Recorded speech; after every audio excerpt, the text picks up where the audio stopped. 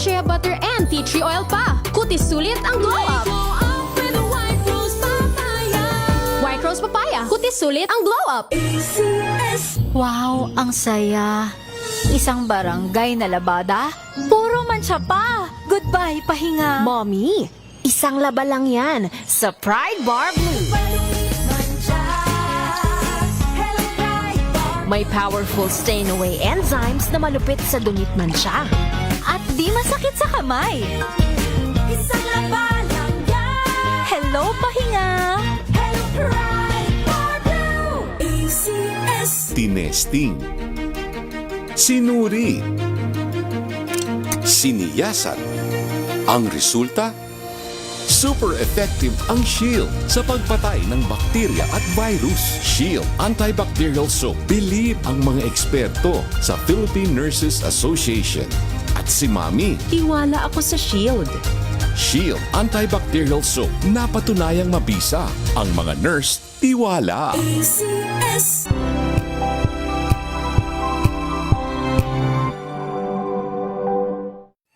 Mga balitang gigising sa inyong umaga. Mga balitang kailangan mong malaman. Mapapakinggan sa ACS Balita sa 2x2. Kasama sina Anthony Taberna at Jerry Baha. Lunes hanggang Biyernes. Oras sa buong Pilipinas, 4 na minuto makalipas po ang alas 11 ng umaga. Wastong pangangalaga sa ating mga katawan. Iba't ibang karamdaman, paano nga ba maiiwasan? Dekalidad na doktor, paano nga ba malalaman? Pilipinas, narito na ang mga mahuhusay at lehitimong doktor sa programang Ang Galing Mo, Dok! Ang galing mo, Dok! Ang Galing Mo, Dok! Ang programang ito ay hatid sa inyo ng Unique Maximum Toothpaste, Maximum Fluoride para sa maximum protection at ng Philippine Dental Association.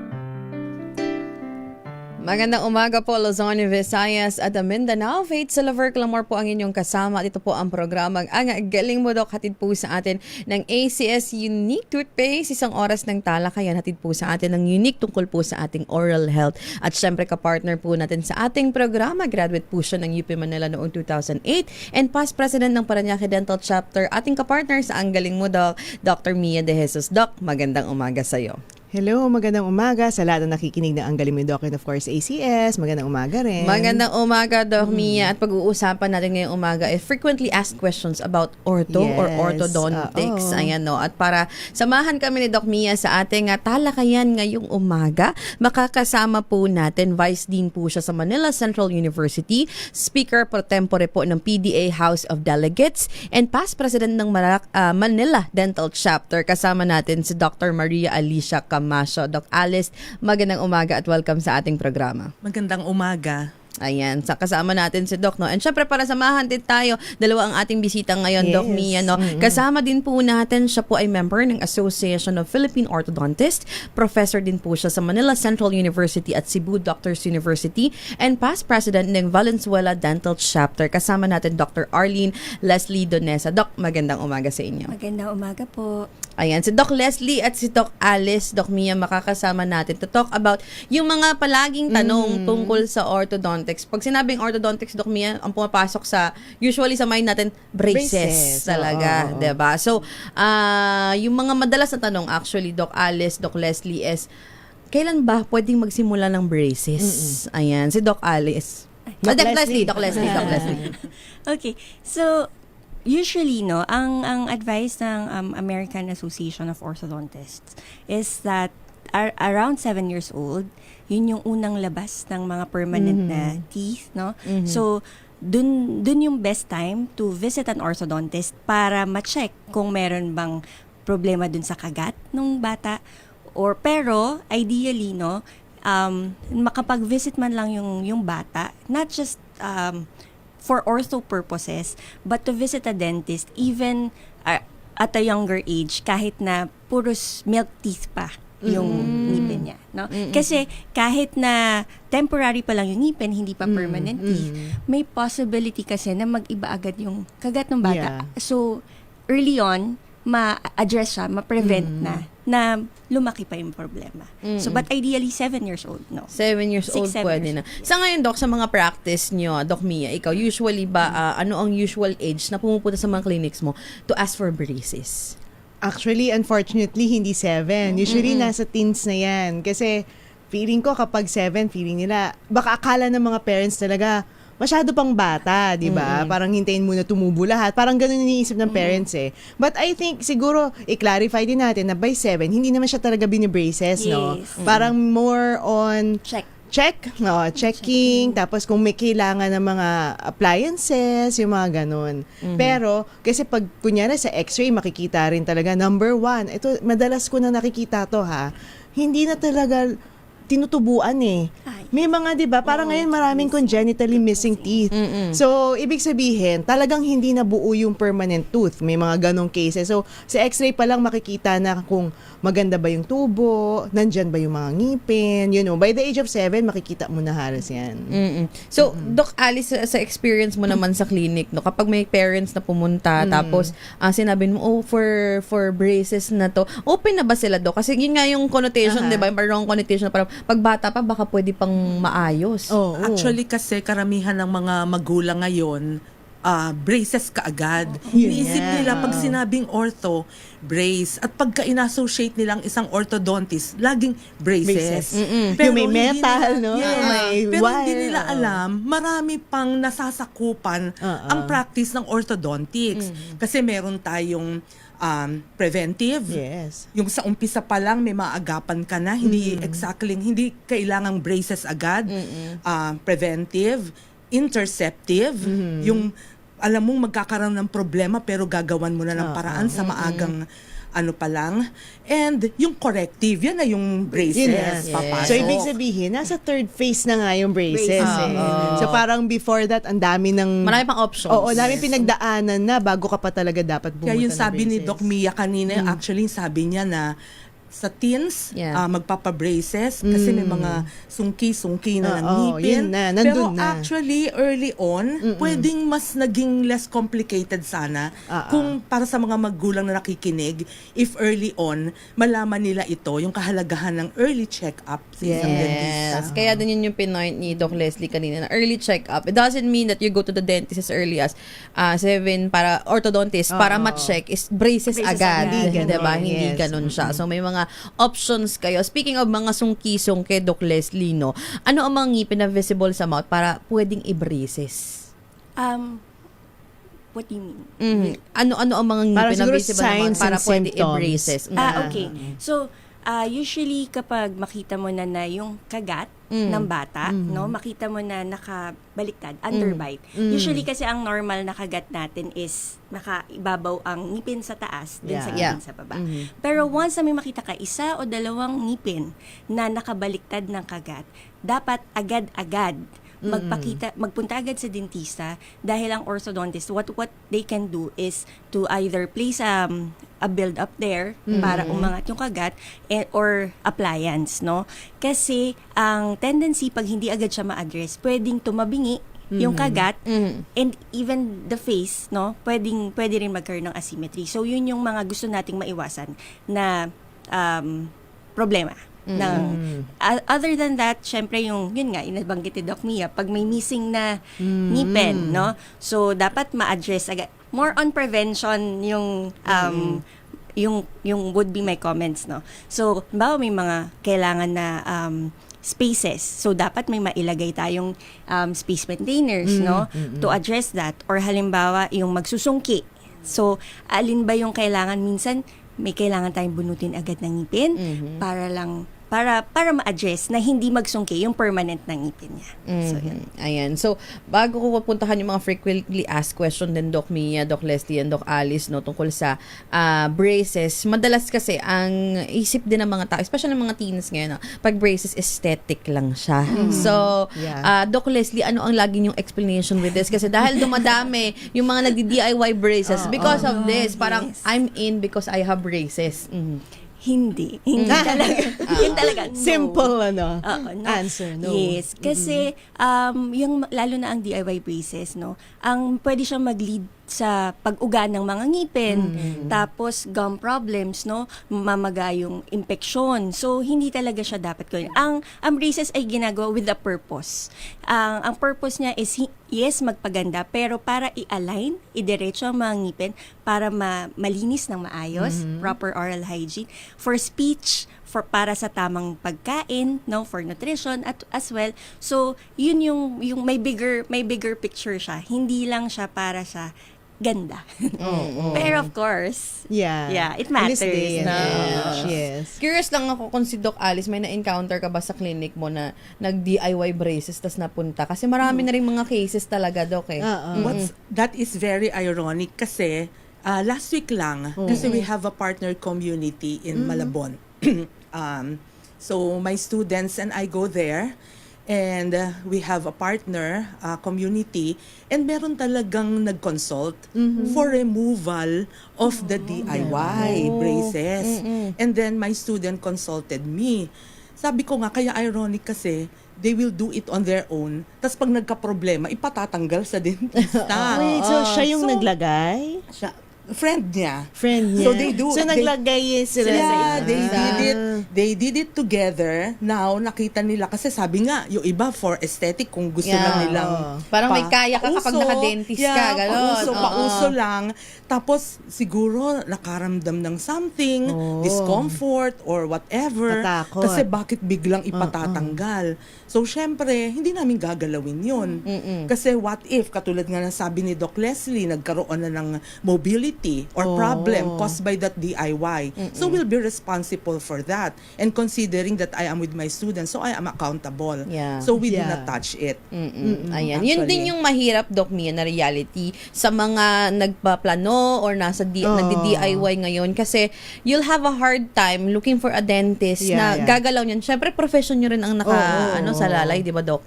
Kasi syempre, first of all, number one, syempre benefit of the doubt. Baka naman hindi talaga siya DIY, di ba? So, normally kasi kunyari paglilipat sa amin yung case, ipapaalam namin sa dentist na original. So, yun na lagi namin sinasabi. Gagalawin lang namin yan basta meron kang written note or na ito-transfer talaga sa amin. So, benefit of the doubt kasi hindi naman lahat umaamin na may DIY eh. Na, hindi naman lahat umaamin na ginawa to ng sasabihin lang na gusto ko lang lumipat.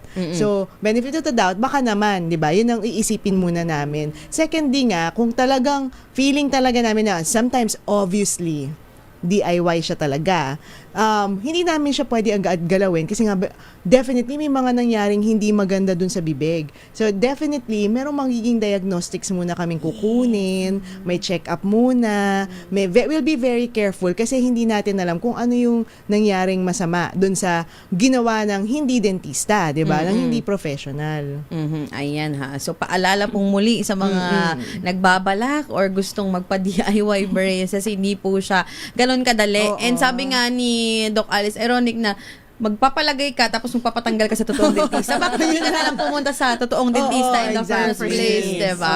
So, ayan po yung ating talakayan ngayong umaga nito. Frequently asked question about orthodontics. Sasagutin po natin sa ating discussion ngayong umaga. Hatid po sa atin ng ACS Unique Toothpaste. Oras natin sa buong Pilipinas. 16 minutes makalipas po ang alas 11 ng umaga. This time check is brought to you by ACS Manufacturing Corporation, ISO certified.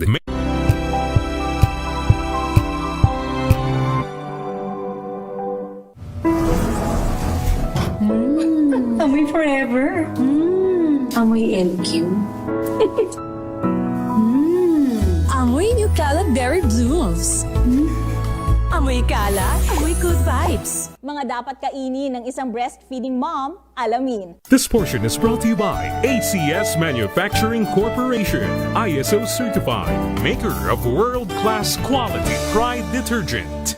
Ayon sa Healthline, ang katawan ng isang nanay na nagpapasuso ay nangangailangan ng extra overall calories upang makakuha ng sapat na nutrisyon ang isang bagong silang na sanggol. Kaya naman mainam ang pagkain ng fish at seafood. Hindi rin dapat mawala sa diet ng isang breastfeeding mommy ang meat. Siyempre, present din dyan ang gulay at prutas. At in moderation, kumain din ng nuts and seeds gaya ng almonds, walnuts at chia seeds. Kumonsumo rin ang pagkain may healthy fats. Gayon din ang mga pagkain kabilang sa fiber-rich starches tulad ng sweet potatoes, oats, and beans. At huwag kalimutan ang vitamins at ugaliing uminom ng tubig to stay hydrated. This portion is brought to you by ACS Manufacturing Corporation, ISO certified, maker of world-class quality Pride detergent.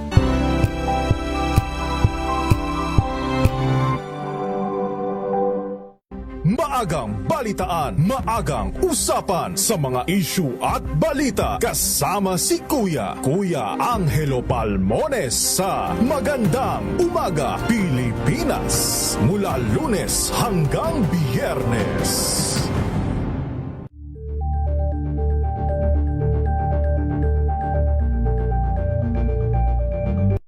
Balang Anthony Taberna at Jerry Baha ang gigising sa inyong umaga dahil lalatay ang humahagupit na diskusyon at komentaryo Lunes hanggang Biyernes sa 2x2.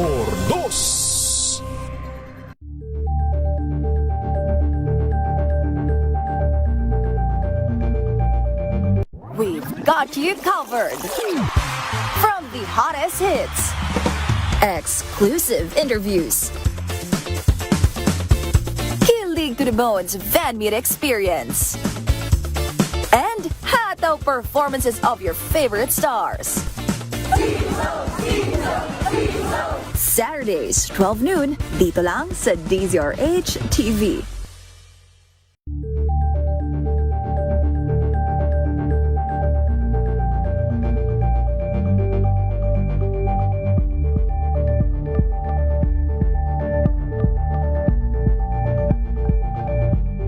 Alamin ang mga maiinit na isyung pambayan, mga balitang kailangan mong malaman.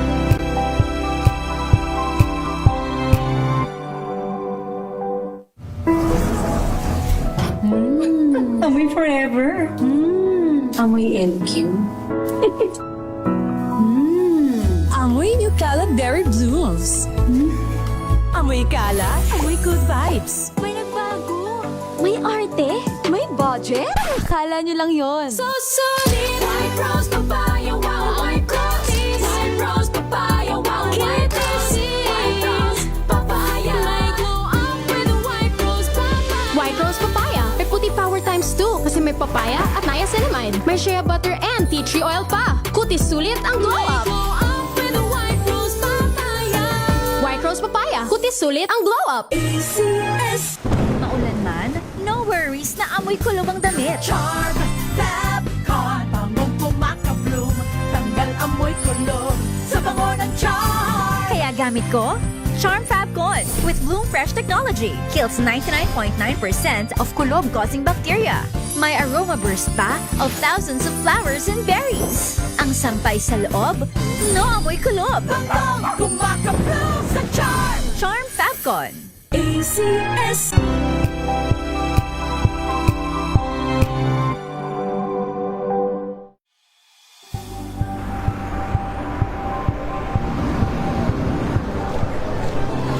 ating mga eksperto. Dito lang sa Expert Opinion. Galing mo, Doc! Ang programang ito ay hatid sa inyo ng Unique Maximum Toothpaste, Maximum Fluoride para sa maximum protection at ng Philippine Dental Association.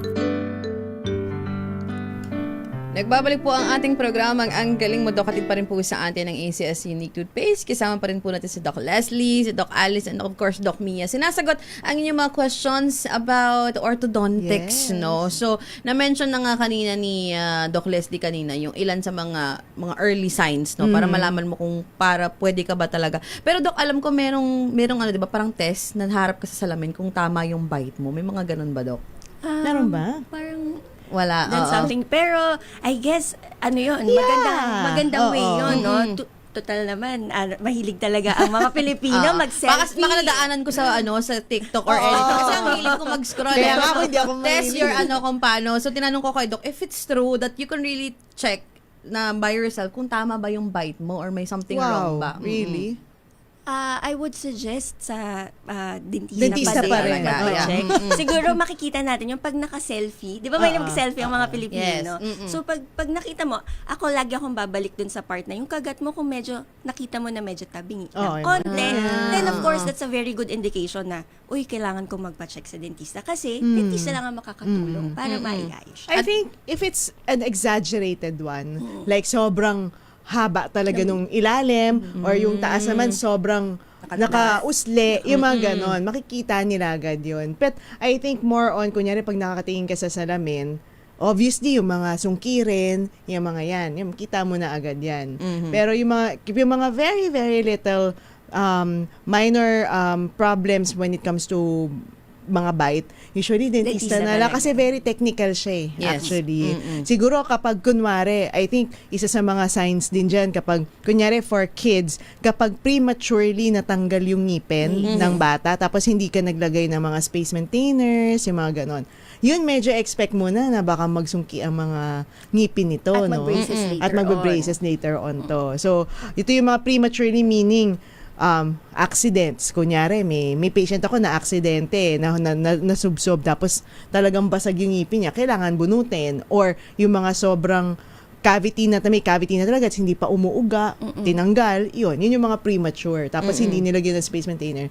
Expect natin in the future, medyo sungkito at magbe-braces siya. And if I may add, yun yung isa sa mga dapat na naiisip din, na kapag prevention, pag nagpunta agad sa dentista early on, mas mababa yung kailangan mong bayad, 'di ba? Ilabas. Magiging gastos later on kasi sinasabi nga hindi naman din mura ang ang pagbe-braces, pero kung na-address agad, maaga pa lang, yun yung mape-prevent mo. So dapat talaga magpunta sa dentista. Kasabihan nga na an ounce of prevention is worth a pound of cure. Yes. Oo. Whether it's for the dental, oral health, diba? Or sa lahat ng bagay yes. talaga. Better yes. Sa health. So, ang daming materials ngayon, Doc Leslie, Doc Alice, when it comes to braces, no? Like ceramic, may mga metal.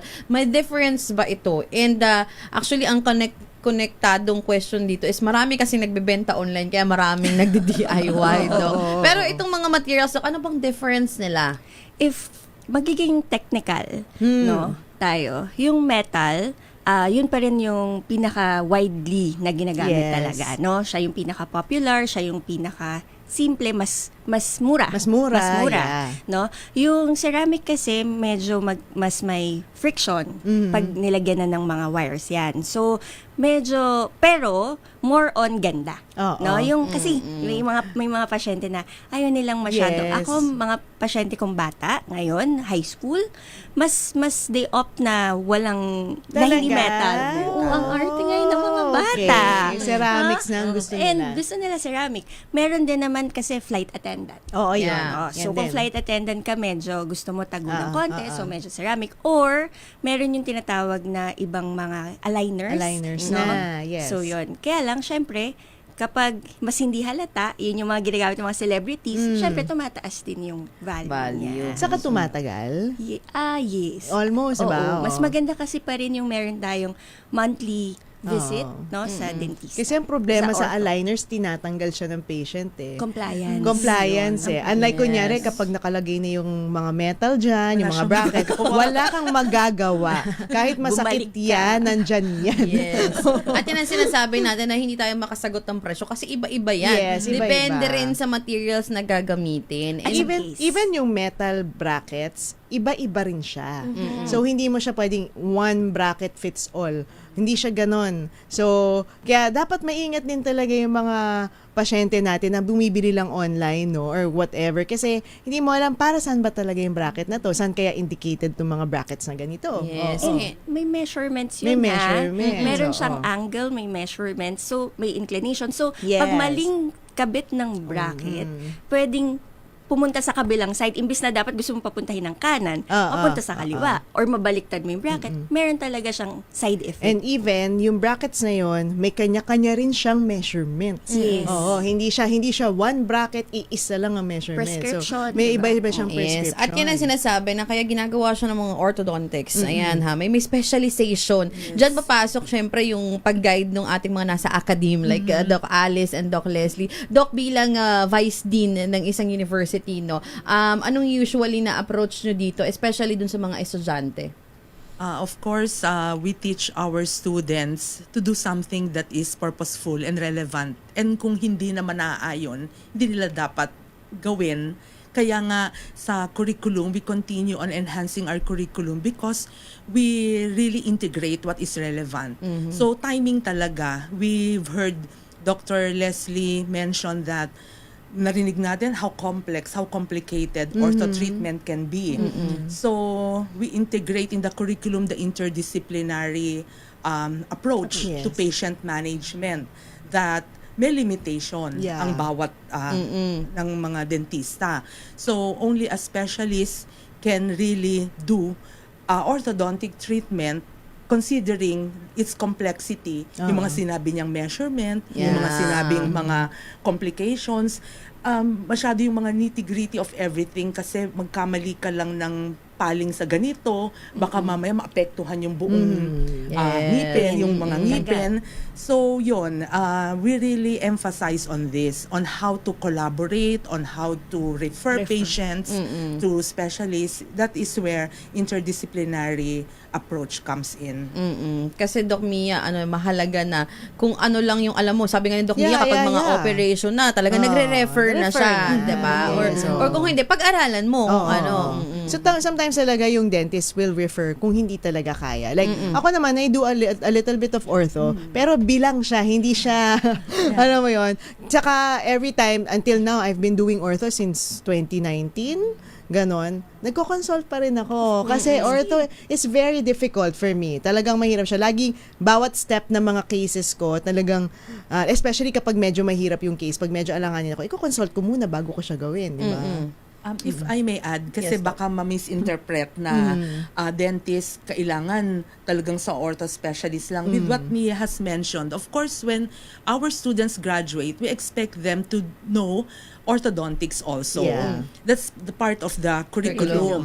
But what Special, they have mentioned, ano pa mga postgrad. mga postgrad. Because yung basic, pwede talaga naman. Kasi a dentist, even a general practitioner dentist, should know yung mga sinasabi kanila Doc Leslie na age of eruption, when to consult a dentist, when to... So, there's a limited practice of orthodontics for every graduate of dentistry. Yes. Ayan. And speaking of that, when you're a graduate, when you're a licensed, limited. So what more, yung mga hindi talaga graduate at yung mga nag-over lang ng DIY, diba? So yun yung nakakatakot, Doc Leslie, kasi may mga nagko-comment kasi tayo na kapag nagbe-braces is nakato-symbol lang. So again, Doc, kapag nagpakabit ng brace, ano talaga yung mga ina-address na pwedeng mangyari at kumbaga ano yung kagandahan nito? Aside sa maganda nga, aesthetically gaganda yung ngipin mo. Function, no? Babalik talaga tayo sa function. So, dahil kapag madiretso yung ngipin mo, mas makakapagsalita ka ng maayos. Mas makakakain ka ng maayos, no? So, hindi, kumbaga lagi ko sinasabi, side effect yung pagganda ng ngipin, no? So, at saka, syempre, yung muka, 'di ba? Yung facial features din minsan mas nakikita. Kaya talagang lumalabas yung aesthetic side of it, no? Pero at the end of the day, function talaga yung purpose kung bakit tayo mag-braces. Ayan, so importante yung function, Doc Mia, dahil kung ginagamit mo yan araw-araw, 'di ba? So may mga question tayo, Doc, na as early as 7 years old, pwede na mag-braces. Mas mabilis ba ang pag-ayos if earlier yung paglalagay ng bracelet? Kasi may iba inaabot ng taon, 'di ba, bago maayos yung mga ngipin nila. Actually, hindi siya braces agad. Ang nilalagay either parang yun nga yung prevention. So, minsan kung maglalagay man ng braces, yun yung tinatawag namin na 2x4. Ibig sabihin, lalagyan lang yung harap na apat sa harap, tsaka yung bagang nalalabasan ko, first molar. Tapos, may kasabay yon na minsan na mga appliance. Alam niyo ba yung movie pa, di ba? Movie ni Finding Nemo. Oh, yeah. Yung may... Meron siyang yung appliance Para device. Yung may mga Yung ganyan. kid doon. Yes, headgear. Mga ganyan. No? Yes. So, yung mga yon nagagawa yan habang bata pa. Yeah. Growing patients. Kasi kapag adult na, hindi na natin mamamanipulate yung mga buto masyado. Wala na. Kasi tapos na yung mismong completed na yung growth, no? So, habang growing pa yung bata, yun yung best time para ma-address yun. Halimbawa, magsusungki, pwede tayo maglagay ng expanders para lumaki yung palate, no? Yung sa panga. So, pwedeng maiwasan yung mga crossbites, yung underbites, pwedeng maiwasan yung mga sungki. So, Ayan. So, mas early, so mga ganun mga bata, kasi malambot pa yung mga buto nila. Yes. Oo. Kasi, Pero, Doc, paano pag skeletal yung problema, Doc Mia? Kasi sabi mo nga kanina, mga nakausli na, yung panga nila. So, yung huso na nakausli, usually, Doc, anong age yun? Yun, mga ganun, 7. Kaya better talaga earlier. Kasi kapag nabuo na yung mga bones nyo dyan, na naging mature na yan, wala, nangipin na lang talaga yung ina-adjust dyan. Yes. Oo. Pero, may nakita nga ako dito good morning po sa inyo. Natanong niya kung pwede yung 30s, nasa 30s. To be honest, ako, nag-braces ako at 38.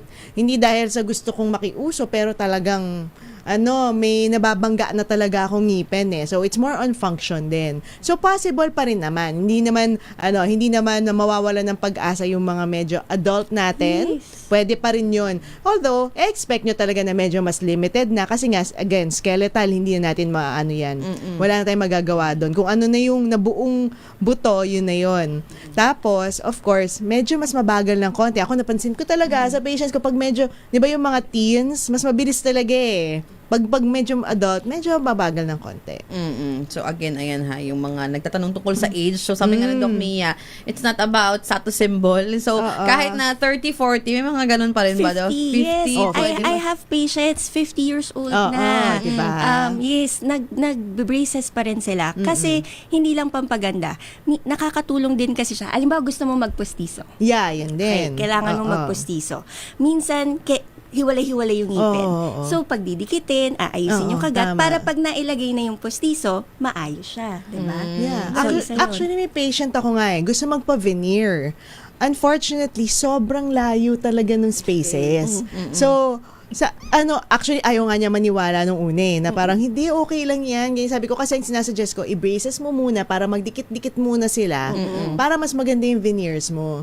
So, ang ginawa ko na lang, ginawan ko siya ng trial veneer na, sige, gusto mo i-close yung space mo na ganyang kalalaki yung, yung mga spaces, yung mga gap. So, in the end, nung nagkaroon kami ng trial veneer, ang laki naman talaga ng lumabas na mga ngipin. Wala akong magagawa doon. Ang laki talaga. So, doon siya na-convince na, oo nga, mas maganda i-braces ko muna to para lumiit yung mga gap, mas magandang lalabas yung mga magandang lalabas yung veneers niya. So, kahit na medyo may edad na kayo, don't worry, pwede pa rin, diba? Pero sabi nga ni Doc, prevention is better than cure pa rin. So, again, kung as early as possible, madala nyo sa dentista yung mga anak nyo for proper procedure and recommendation ng mga ortho, much better po. 35 minutes makalipas ang alas 11 ng umaga, magbabalik po ang ating talakayan dito lang sa radyo. Dito lang po sa DZRH, hatid sa atin ng ACS Unique Toothpaste.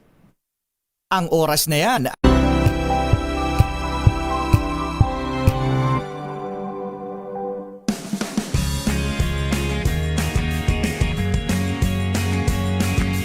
Now we are unboxing MX Sweet Coffee. Each box has 10 sachets of low-acid and sugar-free coffee. You can have it hot or cold. Bring it with you anytime, anywhere. Shop at Lazada, Shopee, and in leading drugstores nationwide.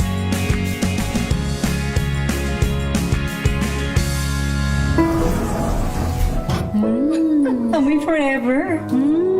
Amoy LQ. Amoy New Calaberry Blooms. Amoy kalat, amoy good vibes. Sa puso ng kalikasan, natatangi ang prutas ng mangosteen. Ito ay nagtataglay ng antioxidant compounds na alpha, beta at gamma mangosteen. Ang MX3 capsule ay isang food supplement na gawa sa natural na mangosteen. Ito ay tested and proven to help avoid knee joint pain discomfort para iwas-iwas sa sakit with long-term supplementation 2 capsules daily. MX3 capsule. Tunay, natural at original. Mahalagang paalala, ang MX3 capsule ay hindi gamot at hindi dapat gamiting panggamot sa anumang uri ng sakit. Amoy forever. Amoy LQ. Amoy New Caleb Berry Blooms. Amoy kala, amoy good vibes.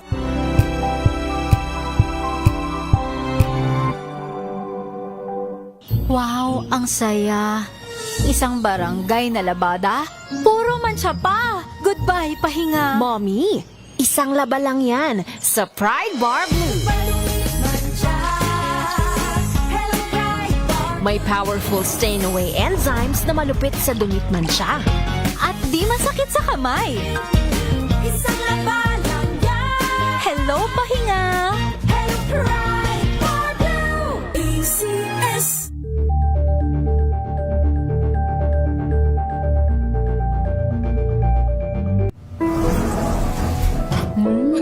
Amoy forever. Amoy LQ. Amoy New Caleb Berry Blooms. Amoy kala, amoy good vibes.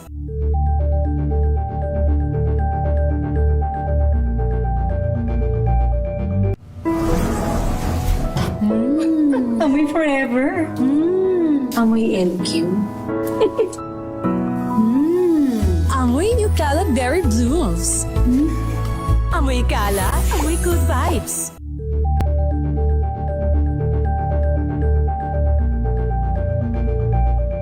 Hello, Washi! Laundry day na naman! Yay! Anong meron? Mancha ng chocolate, putik, may libag pa! Kaya natin yan! With Pride Washing Machine Detergent, may triple stain-away formula. Tanggal ang makapit, madikit, at malupit na dungit mancha. Kaya easy-easy ang labada. Mula noon hanggang ngayon! All you need is pride. All you need is pride. ACS.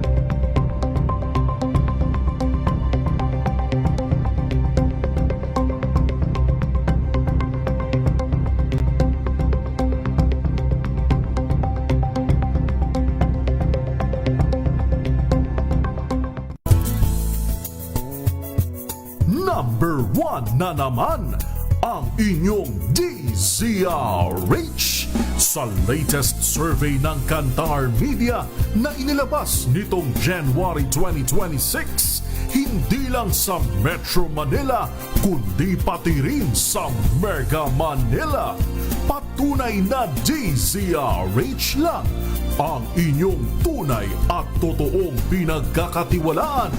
Taos-puso po kaming nagpapasalamat sa inyong patuloy na pagtitiwala dahil ang DZRH, una sa Pilipinas, una sa Pilipino, saan ka man sa mundo, tayo Pilipino. Nagsimula sa pangarap hanggang sa maabot ang tagumpay. Iba't ibang kwento, iba't ibang mukha ng atletang Pilipino. Mas pinatindi, mas pinalakas, at mas pinaaksyon. Ang programang ito ay hatid sa inyo ng Unique Maximum Toothpaste, Maximum Fluoride para sa maximum protection at ng Philippine Dental Association. Nagbabalik po tayo sa programang Ang Galing Mo, Doc. Hatid pa rin po sa atin ng ACS Unique Toothpaste. And may mga questions pa rin tungkol sa ating talakayan. Dahil isa sa mga frequently asked question, Doc Leslie and Doc Alice, tungkol sa orthodontics, no? Required ba ang monthly visit? So, Doc Leslie, sa mga naka-braces, ano ba ang recommended nyo na timing to visit your dentist? So, pag naka-braces na tayo, ideally at between 3 to 4 weeks, makakapunta tayo ng dentista kasi ina-adjust nila yung mga rubber na nilalagay, no? Para ma-tighten or papalitan na yung wires o kung ano man yung kailangan gawin, dapat nakikita siya agad within 3 to 4 weeks. So, meron namang mga materials ngayon, yung self-ligating brackets, na hindi na nilalagyan ng mga rubbers. So, yun medyo mas matagal kahit na maybe 3 months na hindi ka magpunta, okay lang. Pero at the end of the day, you still have to go. Kailangan mo pa rin magpunta sa dentista. And yung mga clear aligners, yan, medyo mababawasan yung punta mo sa dentista. Anong mangyayari, Doc Mia, kapag tamad pumunta sa dentista ang nagpa-braces? Kasi may mga ganon, di ba? Parang, saka na, ganon, okay pa naman ako. May mga pasaway talaga na pasyente daw eh. Sakit sa ulo, yun ang mangyayari. Kasi sometimes, kaya yung rubber na yan, it's rubber. Alam nyo man ang nangyayari sa rubber, pag tumagal, especially nasa mouth, rumurupok, nawawala na siya ng bisa. Diba? Kaya siya pinapalitan lagi. Kasi we want fresh rubber all the time para mag-work naman yung mga wires natin, no? Kasi pag lumuwag yan, edi wala nang kwenta yung mga wires natin.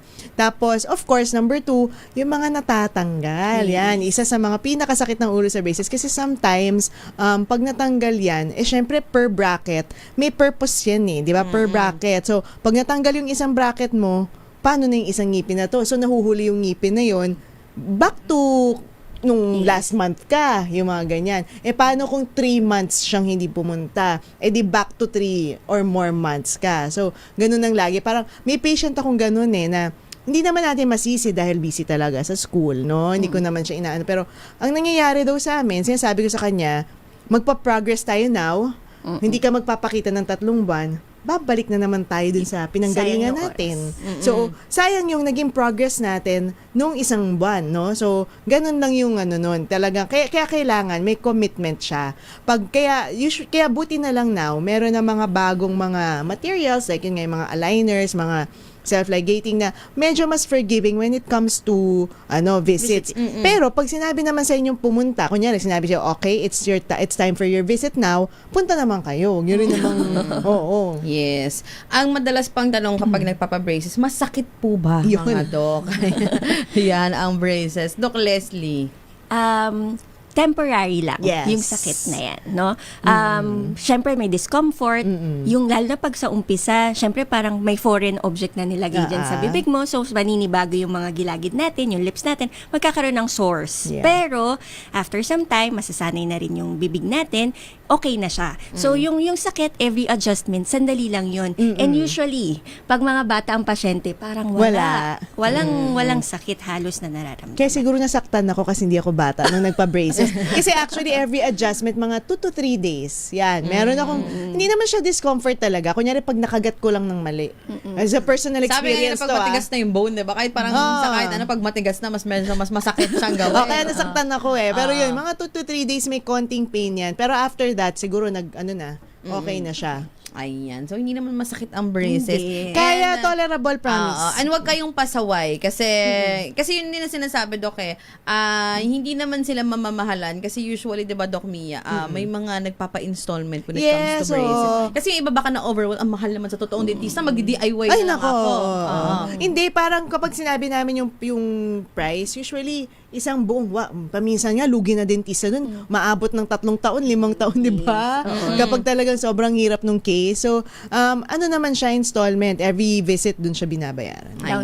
Down payment, yeah. So, again, hindi po siya status symbol. May tamang ina-address po ang braces, hindi lang aesthetic. Sabi nga ni Doc Leslie, number 1 is function, di ba? You want to have that good bite, yung tama, di ba? And again, sa mga nakikinig sa atin, marami pa tayong mga question tungkol sa orthodontics. Yeah. Pero babalikan natin yan mamaya kung may oras pa tayo. Pero ang pinaka-pinunta rin ng ating mga bisita ngayong umaga dahil po sa Manila Central University Seminar. So, Doc Alice, bilang Vice Dean po ng inyong university, ano po ito, Doc? At para saan itong seminar na ito? Yes, on behalf of our Dean, Dr. Maria Cristina Oria Garcia. Hi to our Dean. Yes, good morning, Doc. Yes, of course, we are very proud to announce that we are celebrating our 97th year. 97th. And Doc Mia, how time flies. You were our speaker, guest no, speaker. 95th. Yes. So Ganda-ganda now, ng auditorium ng NCMCU talaga. Yes, thank you. And we are really preparing well for our anniversary. And I'm proud to say also that Dr. Leslie Donesa here is the chair of our 97th celebration. And it will happen on March 18 and 19. And March 18 will be our opening ceremony. And then on the 19th will be our seminar. It's a whole day affair with applied CPD points for all dentists. You are all welcome to join our celebration. And to talk further, because she's the chair. Yes, as the chairman. So wait lang, Leslie. 18 and 19 is already this coming Wednesday and Thursday. Wednesday and Thursday. Yan. So, bago mag-holiday ng 20th, no? So, punta muna sila sa mga dentista. Punta muna, matuto muna tayo. Meron din po kaming invited. We have 5 speakers.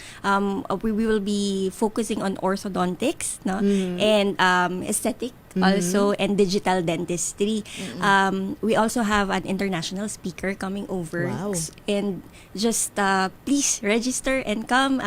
Sabi nga, Doc Mia, maganda ang venue. Ang ganda ng auditorium nila. Parang theater. Yes. Diba? So again, open ito sa lahat ng dentista. Oo. Hindi lang po taga MCU, kahit sino po. We have delegates coming from Marikina, from other cities as well, no?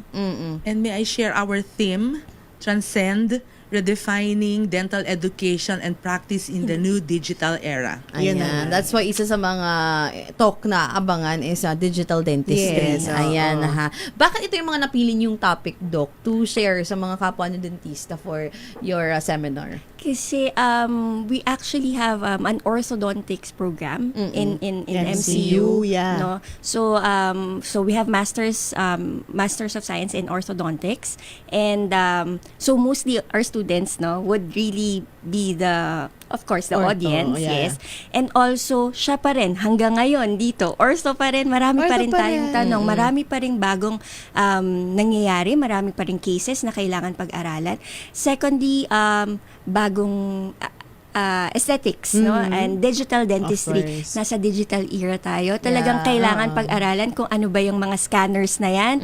Paano ba mapapadali ang pagtitreat, pagdadiagnose sa mga pasyente natin. So, yun po yung nakikita namin ngayon na makakatulong hindi lang sa mga estudyante, kundi sa mga practicing dentists as well. Ayan. Sa pagbabalikan, alamin natin paano ba makakasali, saan ba sila pwedeng kontakin. No? Again, sabi nga ni Doc Alice kanina, may CPD units to. So, sa mga re-renew ng inyong lisensya at kailangan ng CPD units. This is the place to be. 49 minutes makalipas po ang alas 11 ng umaga. Magbabalik po kami pagkatapos po ng ilang paalala.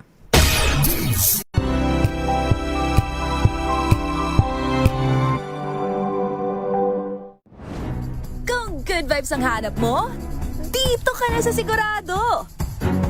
Mula sa mga istoryang nagbibigay ng inspirasyon hanggang sa mga kwentong may dalang solusyon.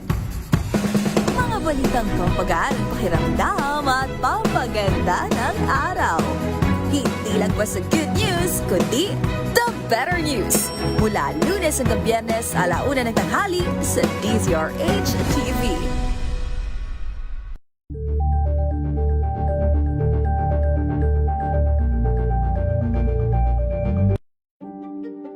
Buklatin ang mga pahina. Pakinggan ang boses ng lipunan. Tunghayan ang mga issue mula sa ibang katayuan. Nakakalungkot kasi deserve ba namin ng ganito? Na hindi nila alam kung ano talaga yung kanilang mga karapatan. Yung gobyerno, tinulungan nila yung kanilang magsasaka.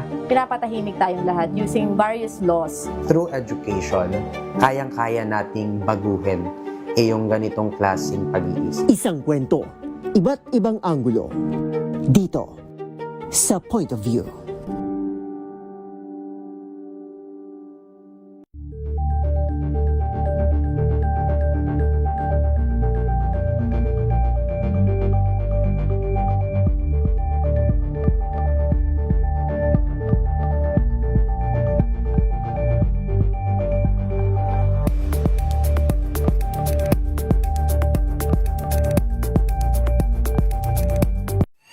Mga balitang gigising sa inyong umaga. Mga balitang kailangan mong malaman. Mapapakinggan sa ACS Balita sa 2x2. Kasama sina Anthony Taberna at Jerry Baha. Lunes hanggang Biyernes.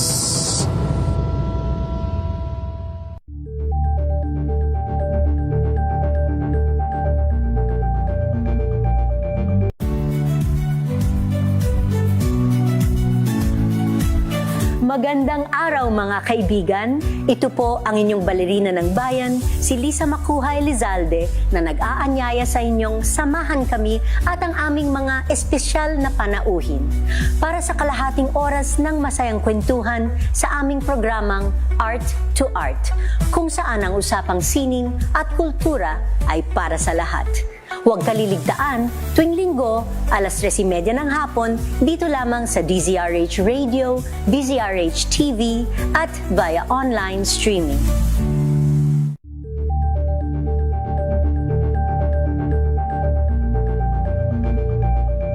Ito ay bunsod ng naitalang 17 individual na ang kanilang naaresto. Ng Metro Manila Development Authority o MMDA ang No Contact Apprehension Policy o NCAP sa Metro Manila. Sa ang ilang mga dokumento ay peke. Hindi rin legal ang employment na ipinangako sa kanila. Sa mata ng batas, mananagot ang sangkot at may sala. Dahil sa bawat paglabag, may karampatang parusa. Alamin ang mga pananagutan sa likod. Ang mga friendly medical broadcasters. Ang galing mo, Doc! Ang programang ito ay hatid sa inyo ng Unique Maximum Toothpaste, Maximum Fluoride para sa maximum protection at ng Philippine Dental Association. Nagbabalik po ang ating programa. Hatid po sa atin ng ACS Unique Toothpaste. And pinag-uusapan pa rin natin yung upcoming seminar ng Manila Central University. And aabangan natin ito, Doc. So again, sa mga gusto po at interesado na makisali sa inyong seminar ng mga dentista, saan sila pwedeng pumunta, Doc, for other information? Yes, you can visit our Facebook page of MCU College of Dentistry. Everything is posted there kung saan po kayo pwedeng mag-register. Again, 5 CPD units in partnership with the Association of Philippine Orthodontists. And we would like to thank also Dr. Joy Marañon, the president of APO. Good morning. And Dr. Dennis Lim, the chairman for the Philippine Board of Orthodontics, who made this possible, no, na maging partner namin sila for this So big ano pala to? Big seminar ito. Alam mo, may ko-comment ako dun sa bakit kailangan pa rin ng ortho dito sa... I remember one of the foreign lecturers on ortho na pumunta dito. Ang sinabi niya nun, sabi niya, nagulat daw siya. Siyempre ni English to tagalogin ko lang. Pero nagulat daw siya na paglabas daw niya ng airplane sa Philippines, nagulat niya na napakadami daw palang class 2 cases dito sa Pilipinas. Meaning, yung mas nakausli ng konti yung upper, ano natin, yung panga. Nguso. Yan. Nguso. Yun, medyo nakausli yung nguso. Sabi niya, nagulat daw siya sa sobrang daming class 2 cases dito. Kaya, malakas pa rin ang orthodontics at braces dito sa Pilipinas kasi madaming ganung case.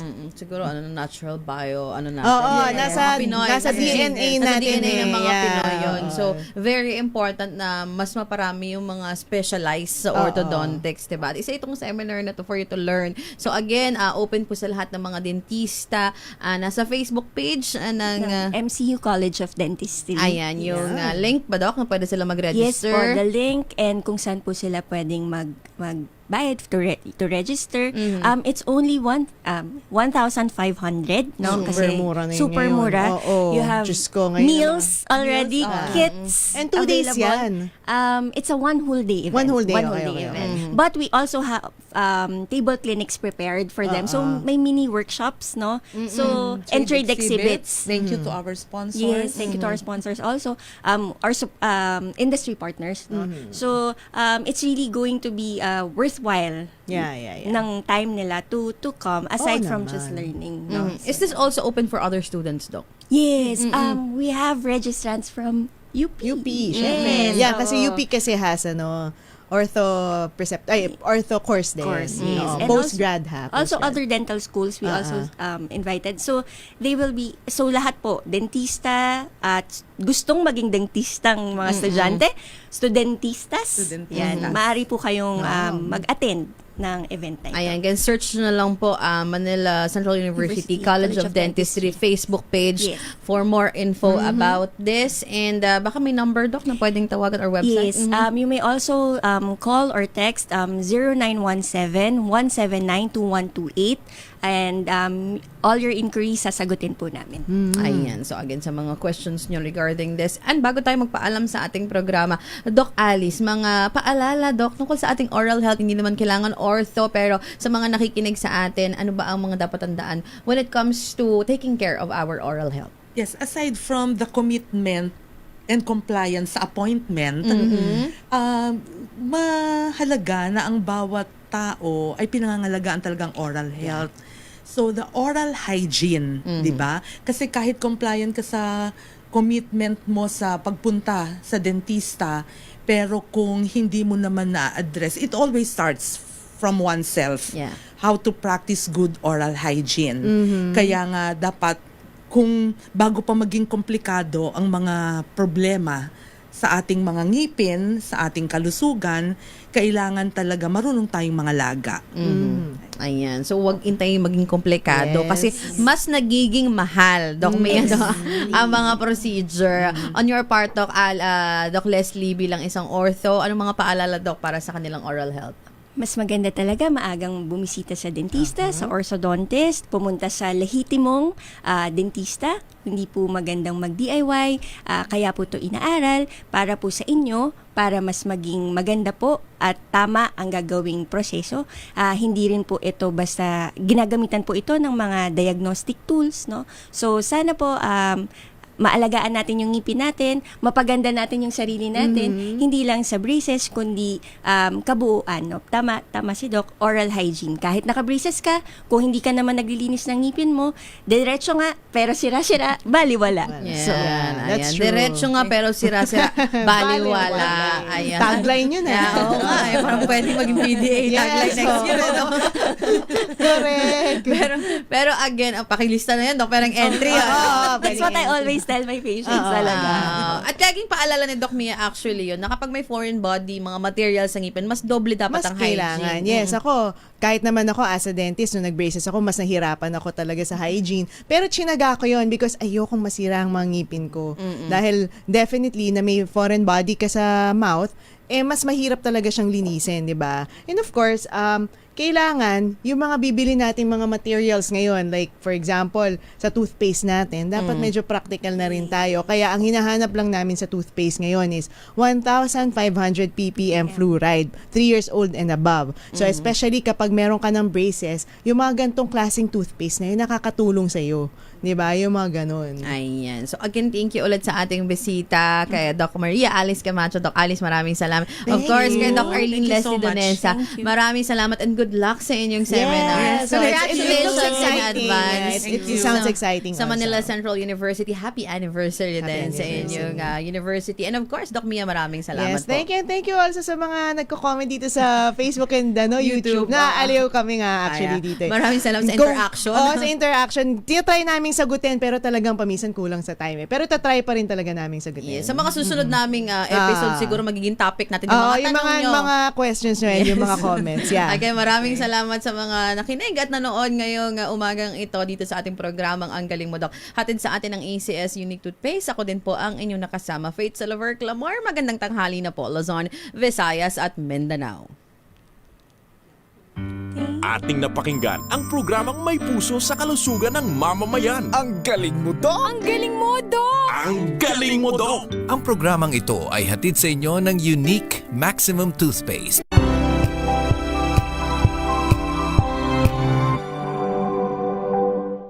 Maagang balitaan.